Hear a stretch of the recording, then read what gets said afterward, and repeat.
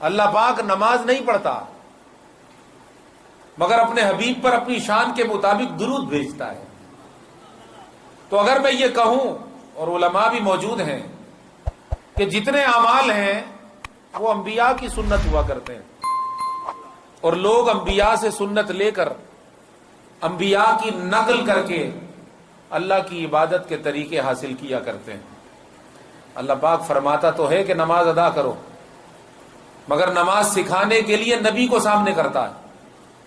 نماز پڑھتا نبی ہے، لوگ اسے دیکھ کر سیکھتے ہیں۔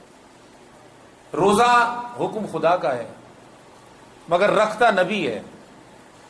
زکوٰۃ حکم خدا کا ہے مگر خدا زکوٰۃ دیتا تو نہیں ہے، اس کے لیے ادا کی جاتی۔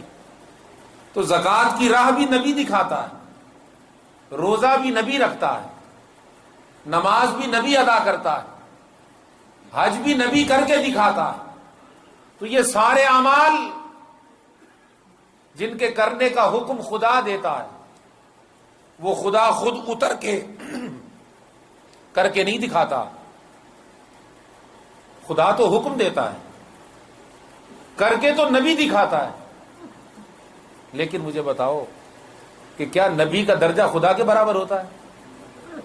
نہیں، درجہ خدا کا بڑا ہے، نبی اس کے بعد ہوتا ہے۔ امام الانبیاء جو نبیوں کے بھی امام ہیں، رسولوں کے بھی امام ہیں، ابھی پڑھ رہا تھا وہ سید الاولین سید الآخرین، تجھ سا کوئی نہیں، تجھ سا کوئی نہیں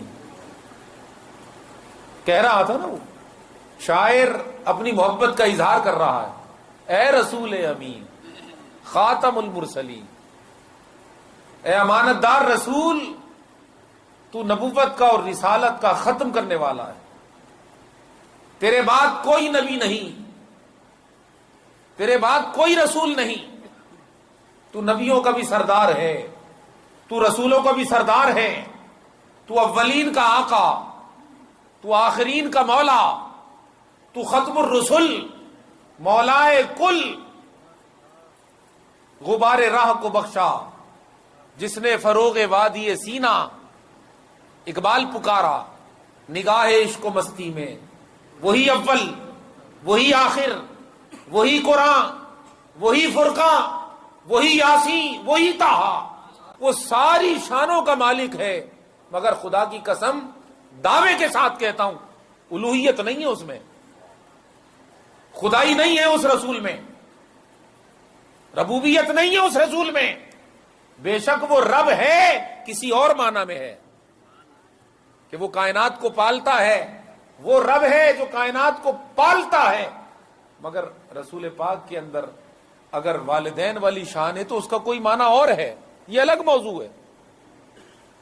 لیکن خدا نہیں ہے رسول، ہم رسول کا جلسہ کر سکتے ہیں، رسول کو سجدہ نہیں کر سکتے۔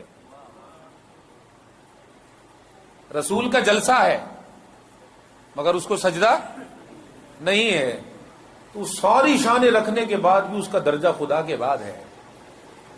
تو وہ سارے کام کرتا ہے، لیکن خدا کی قسم وہ جب سارے کام کر کے خدا کے دربار میں پیش کرتا ہے تو خدا فرماتا ہے اے محبوب اب میں تجھ پر درود بھیج رہا ہوں، درود بھیج رہا ہوں، تو نے یہ سارے کام کیے میرے لیے، میں ایک ہی کام کر رہا ہوں تیرے لیے، اور وہ ہے تجھ پر درود۔ بے شک اللہ درود بھیجتا ہے اپنی شان کے مطابق، یعنی بھیجنے کا مطلب یہ نہیں ہوتا جیسے ہم پڑھتے ہیں، ایسا مطلب نہیں، اللہ پاک اپنی شان کے مطابق رحمت نازل فرماتا ہے، صلات بھیجتا ہے، کئی معنی ہے صلات کے، لیکن وہ بھیجتا ہے۔ تو اب مفسرین نے کہا کہ بے شک تمام عبادتوں کی امام نماز ہے، مگر نماز عمل نبی ہے، تو جس طرح نبی خدا سے چھوٹا ہے، نبی کا عمل بھی تو خدا سے چھوٹا ہے، وہ عمل جو خدا کرتا ہے، وہ عمل جو خدا کرتا ہو، خدا کا درجہ بڑا ہونے کی وجہ سے اس عمل کا درجہ خود بخود بڑا ہو گیا جو خدا کا ہے۔ بھائی نماز عمل نبی ہے اور صلات اور درود عمل خدا ہے، تو بڑا کون ہے؟ خدا۔ عمل کس کا بڑا ہوا؟ خدا کا، ہائے ہائے. تو جب خدا کا عمل بڑا ہوا تو معلوم ہوا نماز جب تو پڑھے گا تو تجھے سنت ملے گی مصطفیٰ کی، اور درود جب تو پڑھے گا تجھے سنت ملے گی خدا کی. معلوم ہوا نماز تجھے مصطفیٰ تک لے جاتی ہے اور مصطفیٰ پر درود و سلام تجھے خدا تک لے جاتا ہے.